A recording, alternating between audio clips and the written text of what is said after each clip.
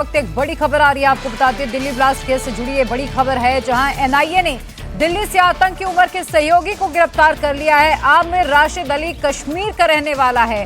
जिस I-20 car से लाल किले के पास ब्लास्ट किया गया था, वो कार आमिर राशिद अली के नाम पर ही रजिस्टर्ड है। हालांकि शुरुआत में आमिर ने कहा था कि ये कार उसने किसी और को बेच दी है। आपको बता दें, पिछले कई दिनों से जांच एजेंसियां आमिर से पूछताछ कर रही थी और आखिरकार अब आमिर राशिद अली को गिरफ्तार कर लिया गया है। मेरे सहयोगी और डिफेंस एडिटर मनीष प्रसाद जुड़ चुके हैं। मनीष, आमिर शुरू से ये कह रहा था कि ये कार भले ही उसकी है, लेकिन उसने किसी और को बेच दी, आरसी ट्रांसफर नहीं हो पाई थी। लेकिन अब आमिर की गिरफ्तारी, आमिर की क्या भूमिका थी इस पूरे मामले में?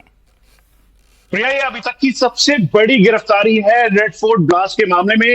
एनआईए ने ऑफिशियली कहा है कि आमिर राशिद अली, जो कि कश्मीर के पामपोर का रहने वाला है, इसने कॉन्स्पिरेसी में उमर की पूरी तरह से मदद की। यहां तक कि 2 गाड़ियां थी, दोनों गाड़ियों को खरीदवाने में उमर की मदद की। और जो I-20 गाड़ी, जिसे व्हीकल बोर्न आईडी यानी vehicle borne improvised explosive device के तौर पर रेड फोर्ट के ठीक सामने इस्तेमाल किया गया था, इसमें एक अहम भूमिका आमिर राशिद अली की थी। और इस कार से लेकर लॉजिस्टिक प्रोवाइड करने तक बहुत इंपॉर्टेंट इस कॉन्स्पिरेसी में आमिर की ये भूमिका है। एक लंबी इन्वेस्टिगेशन और इंटरोगेशन का दौर चला है और अब जाकर पामपोर के रहने वाले आमिर राशिद अली को गिरफ्तार कर लिया है। रेड फोर्ट ब्लास्ट केस में ये पहली गिरफ्तारी औपचारिक तौर पर एनआईए ने की है। इसके साथ साथ आमिर ने ही जो उमर को आसपास की पूरी लोकेशंस में, उसके अलावा ये स्पेशली इसीलिए जब इनकी गिरफ्तारी होने लगी थी तो उस दौरान उमर से मिलने भी आया था। और ये एनआईए के द्वारा ऑफिशियली कहा गया है।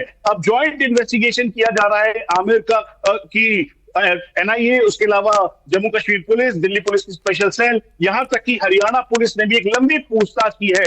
तो आमिर ने जो गाड़ी है वो मुहैया करवाई, गाड़ी के साथ साथ जो लॉजिस्टिक है उसमें मदद की। यहां तक कि जो पूरी मूवमेंट ट्रैक की गई है, उस मूवमेंट के हिसाब से और कई ऐसी जगह है जहां पर आमिर और उमर एक साथ गए थे। तो पामपोर का रहने वाला ये आमिर अब गिरफ्त में है, इसकी ऑफिशियली गिरफ्तारी हो चुकी है। और इसके साथ साथ ये उमर के साथ क्लोज संपर्क में था। इसका मोबाइल कम्युनिकेशन, डिजिटल कम्युनिकेशन, सब कुछ इस समय एनआईए ने बरामद कर लिया है। तो ये ऑफिशियली पहली गिरफ्तारी है इस रेड फोर्ट ब्लास्ट केस में, जिसमें मनीष, जरा ये बताइए कि आमिर कितने समय से प्लानिंग प्लॉटिंग कर रहा था, कहां कहां रेकी की गई थी? क्योंकि वो बड़ी और औपचारिक ये पहली गिरफ्तारी जैसे आप बता रहे हैं, तो बहुत सारी परतें खुल गई होंगी जांच एजेंसियों के सामने। देश में कहां कहां ब्लास्ट करने की प्लानिंग की थी?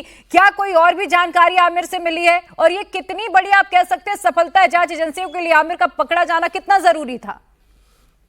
प्रिया, ये अभी तक की सबसे बड़ी गिरफ्तारी है, क्योंकि I-20 गाड़ी कहां से आई, कैसे आई, उसमें सबसे पहले सलमान, उसके बाद तारिक और उमर का जब नाम आया तो ये बहुत क्लियर हो गया था कि इसकी गाड़ी का जो मेन ओनर है, यानी जो गाड़ी इस समय जिसके पास है, वो भी कॉन्स्पिरेसी में शामिल है।